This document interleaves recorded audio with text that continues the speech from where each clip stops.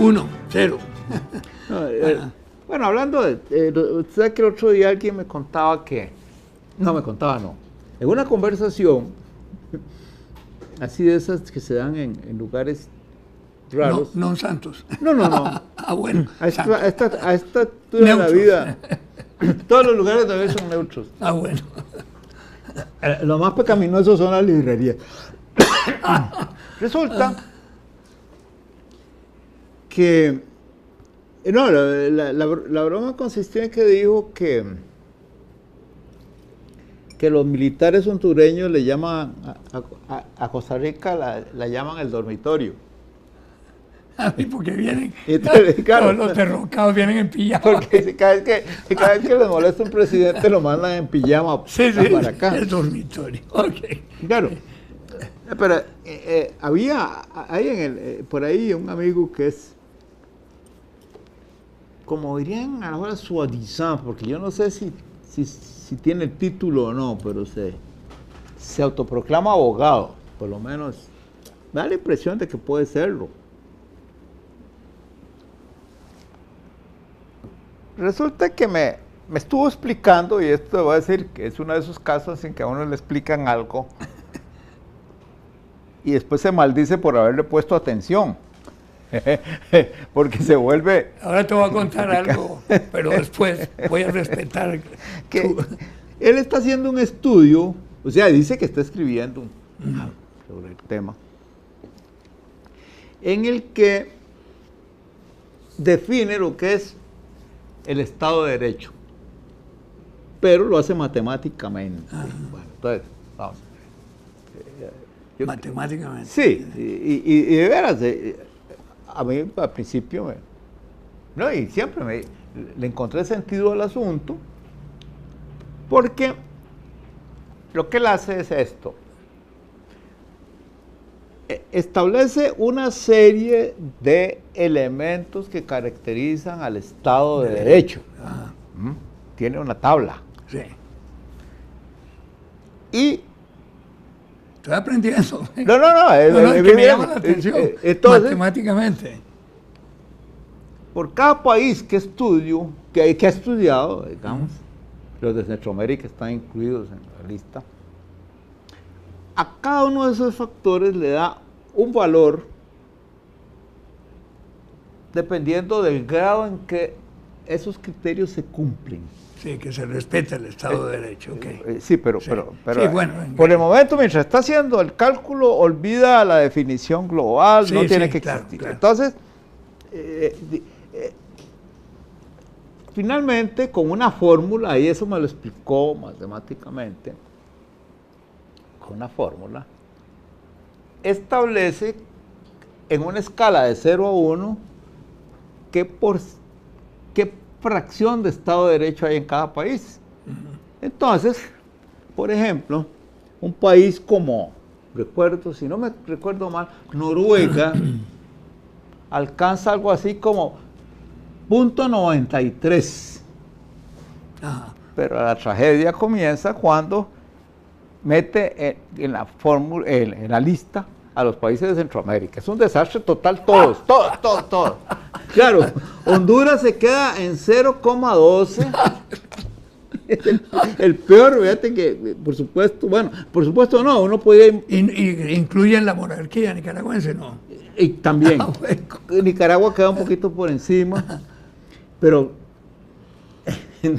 y claro, México.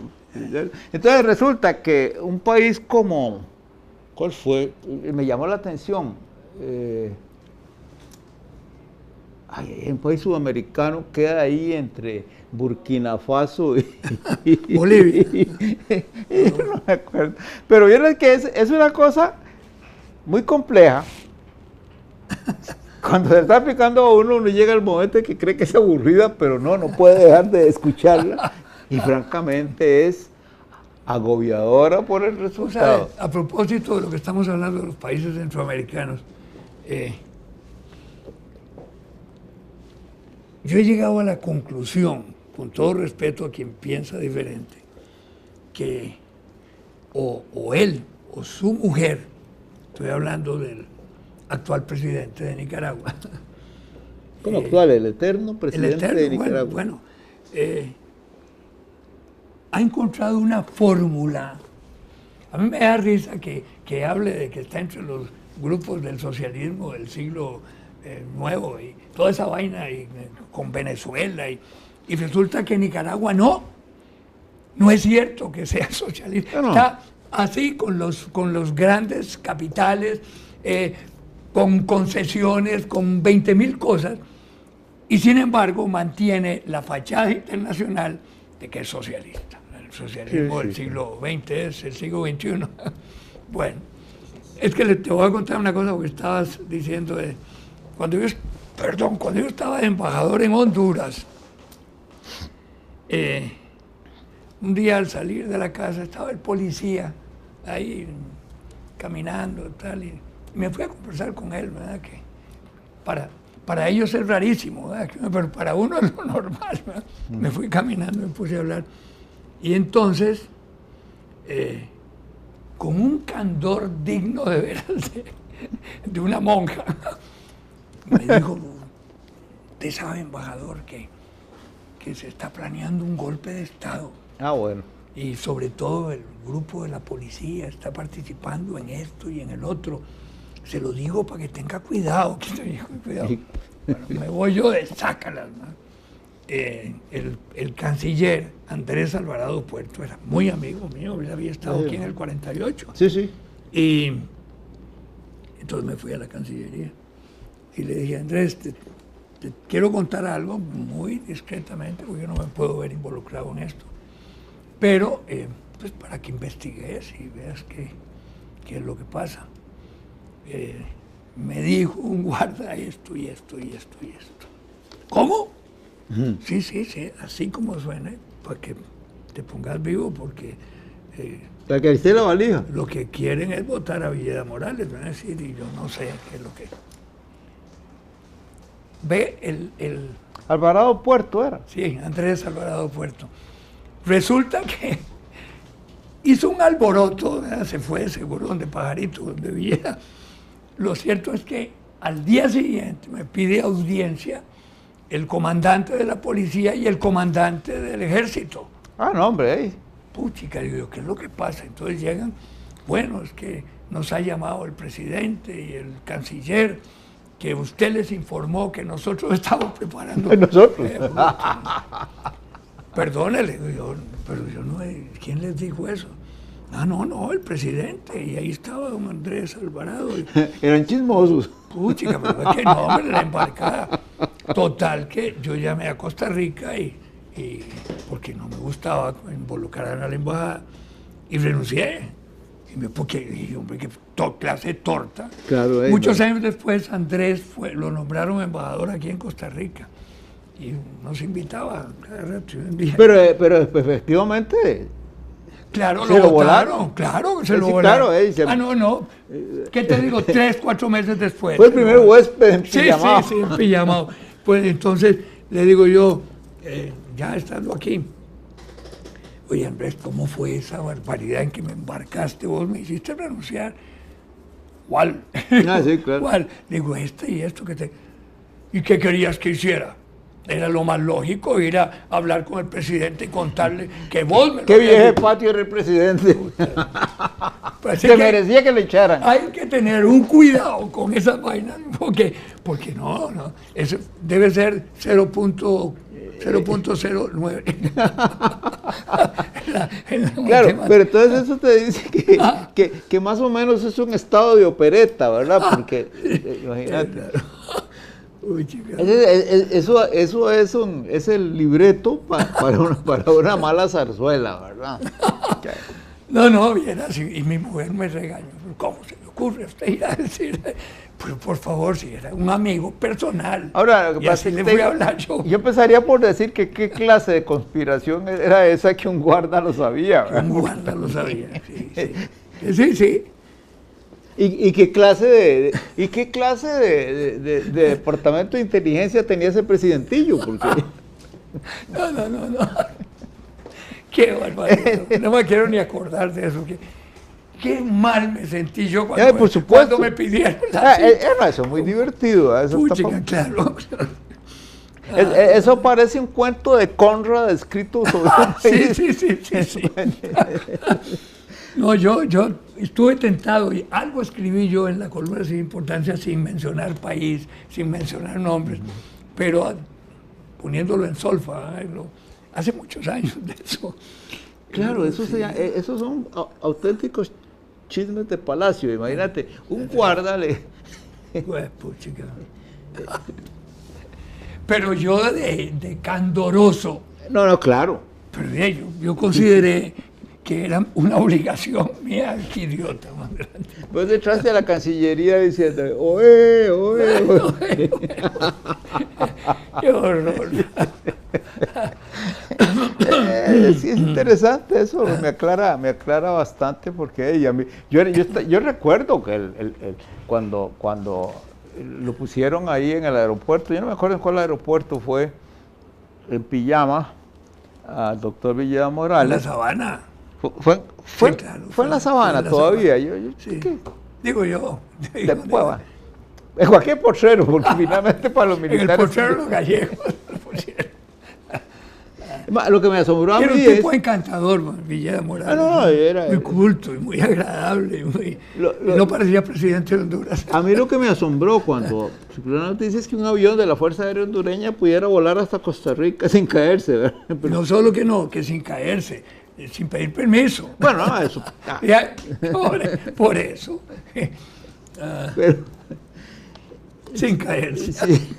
Sobre todo con la carga pesada que traía. Sí, claro. Hoy hemos contado, yo particularmente, algunas cosas que deberían no estar en este programa, pero la verdad que son cosas que tengo adentro y que algún día las iba a decir, así que mejor la digo en Así es la cosa. Sí, porque así es la cosa, de todas maneras. Así es la cosa. Ahora, cuando ya dije país de opereta, es que sí, también de vez en cuando por estos andurriales de Centroamérica y Caribe se dan fenómenos como ese, ¿verdad? Como esos. Yo recuerdo un incidente que me ocurrió a mí en Dominicana. Espérate, un presidente de Guatemala, que hubo una época en que todos eran militares, Shell Langeru. Sí, yo estaba en la UDECA.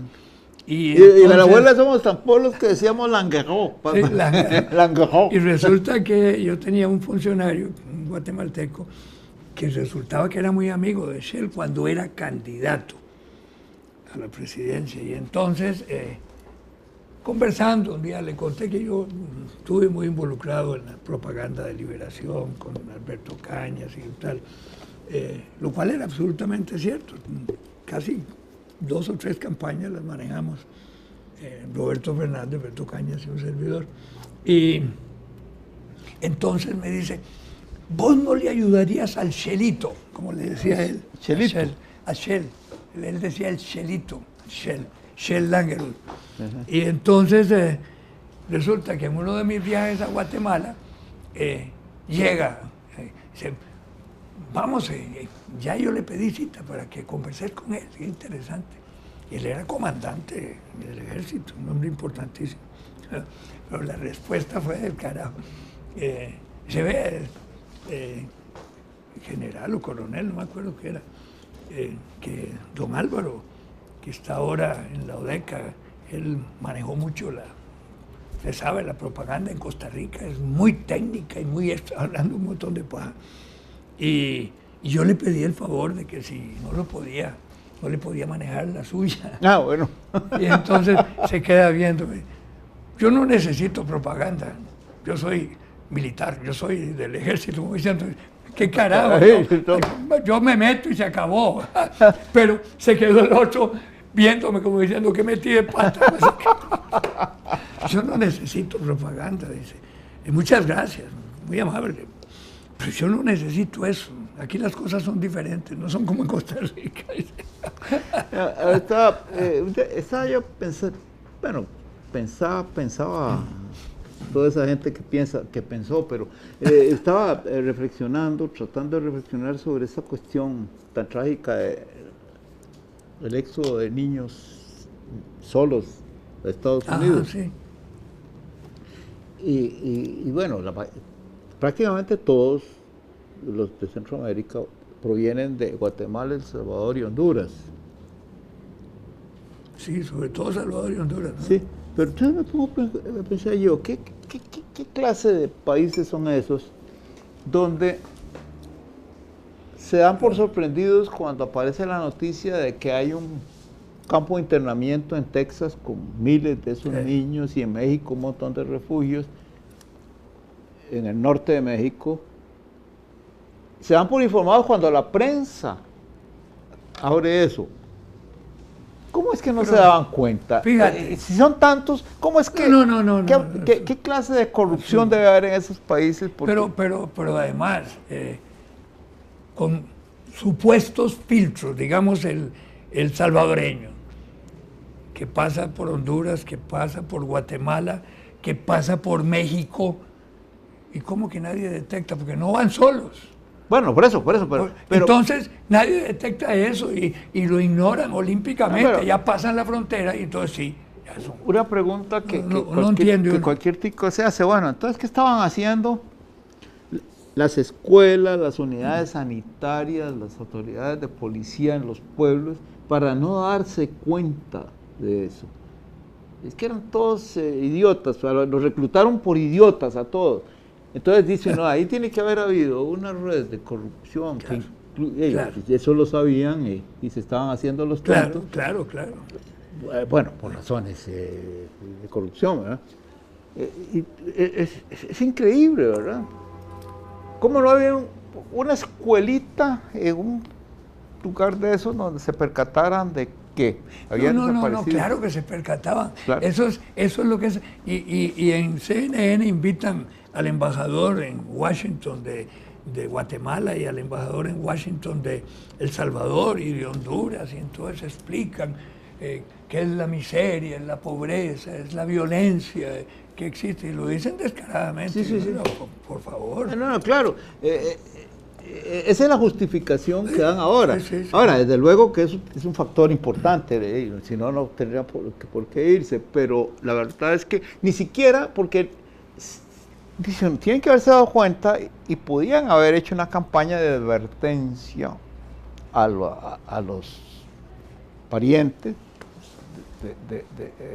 al público en general, de que corren un gran riesgo. Lo que yo no creo, bueno, apareció un niño muerto en estos días, deshidratado ahí en el desierto.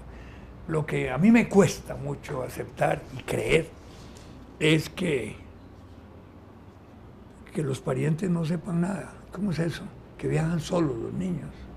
Porque las tomas que yo he visto van o agarrados de la mano de la mamá o alzados por la mamá o por el papá. Bueno, no en todos los casos, pero hay casos en que va una hermanita con hermanitos. Y van, esa es la otra cosa que no entiendo, el funcionamiento de ese ferrocarril que le llaman La Bestia, donde van arriba montados. Ese ferrocarril es mexicano, es del gobierno mexicano. Solo ahí podrían controlar. Por favor. Sí, no. No, hay huele a podrido en México, no en Dinamarca. Sí, huele algo mal, algo es un negocio, ¿verdad? Claro. Un negocito infame porque están negociando con la vida de los niños. Claro. Y además están en este negocio están explotando a gente indefensa porque indefensa en el sentido de que después ¿qué recursos tienen a los mecanismos de justicia, de protección? En ciertas circunstancias ya están totalmente desprotegidos, ¿verdad? En fin. A mí una figura política importante que se me ha venido cayendo a mí totalmente es Obama, ¿verdad? Sí. Está como pintado en la pared, ¿verdad? Como que no puede hacer una serie de cosas que tiene capacidad ejecutiva para hacer, ¿no? Entonces se pasa discutiendo con el presidente del Congreso y parece que le están tomando el pelo a la gente, ¿verdad? Porque ese presidente del Congreso es un gran charlatán, ¿verdad? Y haciendo muecas y Obama haciendo discursos, eso es todo. Bueno, es parte como político. Sí, yo no sé, a mí... Yo tenía otra impresión de Obama, creía creía que iba a haber un Fue cambio fundamental. defenestrado del Palacio del Prestigio. Sí. Dice que aterricemos. ¿Cómo es eso? Qué bonito suena. Fue defenestrado del Palacio del Prestigio. Sí. Eso es digno de alabanza, esa frase. Alabín, alabado. Alabín, pompa.